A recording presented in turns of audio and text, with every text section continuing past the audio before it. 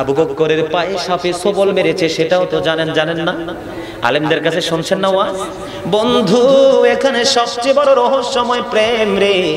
Observation, গবেষণা শুরু করতে লাগলাম। সাপ কি চিনলো না আমাদের ইসলামের প্রথম খলিফাকে? সাপ কি চিনলো না আমার নবীর প্রিয় সাহাবী আবু বকরকে? সাপ কি চিনলো না সে আল্লাহর প্রিয় হাবিব, হাবিবুল্লাহর সফর সঙ্গী? সাপটা কেমন করে আবু বকরের পায়ে সবল দিতে পারলো এবং বিষ দাঁত বসিয়ে বিষে কম্পন শুরু হয়ে গেল, সমস্ত বডিটা বন্ধু কালো হয়ে গেল। ও বন্ধু, ব্যতিক্রমী রূপ ধারণ করলো। গবেষণা শুরু করলাম, কেন রে সাপ নবীর প্রেমিকে তুমি সবল মেরেছো? বন্ধু, গবেষণা করতে করতে খবর বের হয়ে এসেছে সাপটা কেন রে আবু বকরের পায়ে বন্ধু সবল মেরেছিল। সাপের প্রেম। কিসের প্রেম? সাপ কেমন করে নবীকে ভালোবেসেছে, কোড আকারে এগুলো মাথায় সেটআপ দাও। সাপ বন্ধু, সাপ মানুষকে কামড় দেয়, সাপ মানুষের শত্রু, মানুষের বড় শত্রু, কিন্তু সেই সাপও সরকারে মদিনাকে ভালোবেসেছে। বন্ধু, যখন এই গুহার মধ্যে প্রবেশ করলো, গুহার চতুর্দিকে বন্ধু গর্তগুলো ছিল।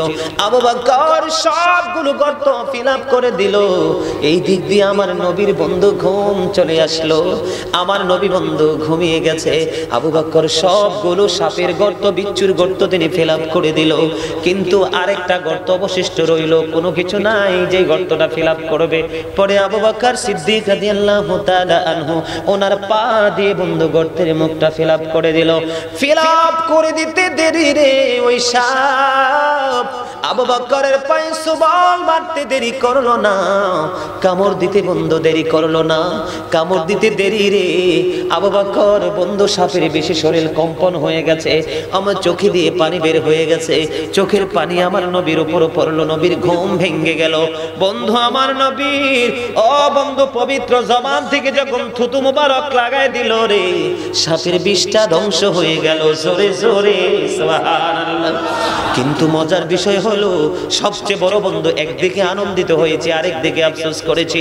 আনন্দিত হলো সাপটা সবল মেরেছে, এই কারণে সাপটা তখন ডেকে ডেকে বলতেছে, রে আবু বকর, তুমি গর্তের মুখ থেকে তুমি পা সরাইয়া নাও রে, কারণ আজ আমার এই গর্তে বসবাসের বয়স আমার আজকে হলো 1500 বছর। আমি 1500 বছর আগ থেকে এই গর্তের মধ্যে অবস্থান করতেছি শুধুমাত্র ওই আল্লাহর প্রিয় হাবিব মদিনাওয়ালার দিদারের আশায়।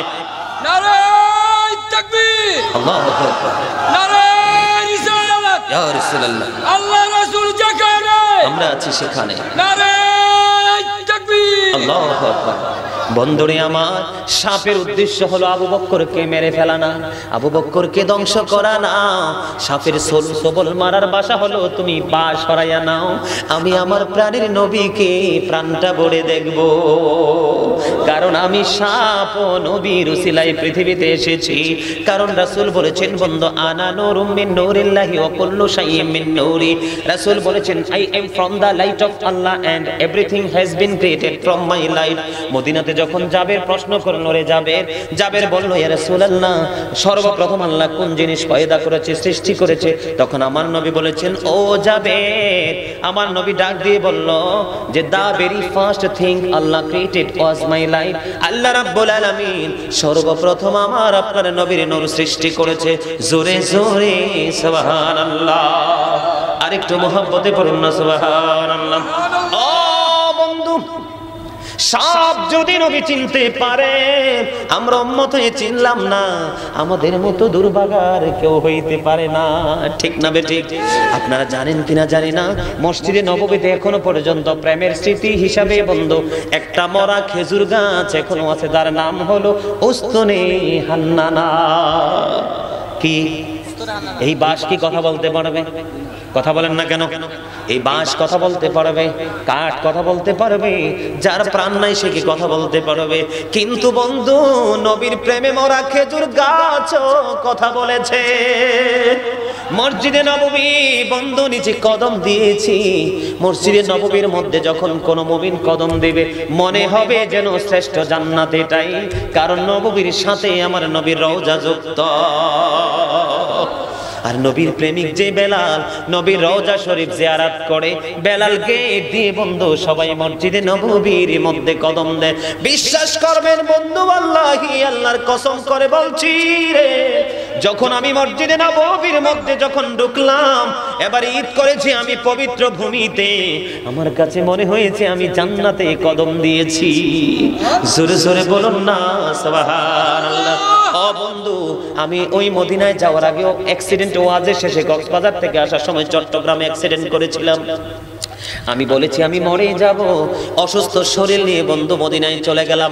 আমেরিকা থেকে, লন্ডন থেকে, আমার বাংলাদেশ থেকে আমার বিভিন্ন ভালোবাসার মানুষরা হাদিয়ে দিয়েছে, হুজুর একটু মদিনা ঘুরে আসেন।